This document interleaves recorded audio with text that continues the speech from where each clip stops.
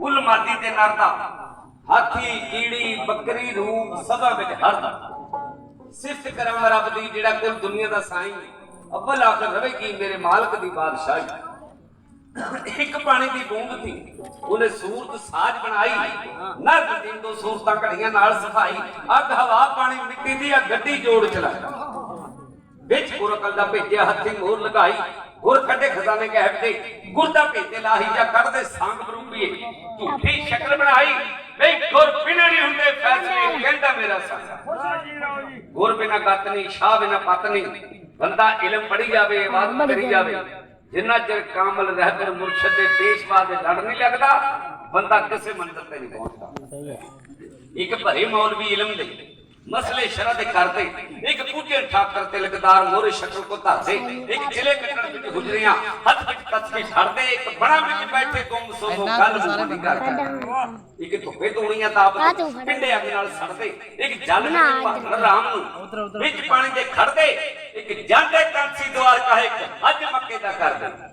मीर शिकारी विच नूं हांदी लाला फड़दे जिन्नू गुर सिकली कर मिल गया वो पहुंच गया द्वारे हरदे गुर तोड़े जिंदा कुफर दा खोले मगज दे भरदे हुण खौफ नहीं दोत घमेशदा भई साजन जिदे विच घरदे एक कहंदा गुर बिना नहीं हुंदे फैसले बंदे एवें खप खप के मरदे शहर मन करके दसदा है कैसे बयान करदे हैं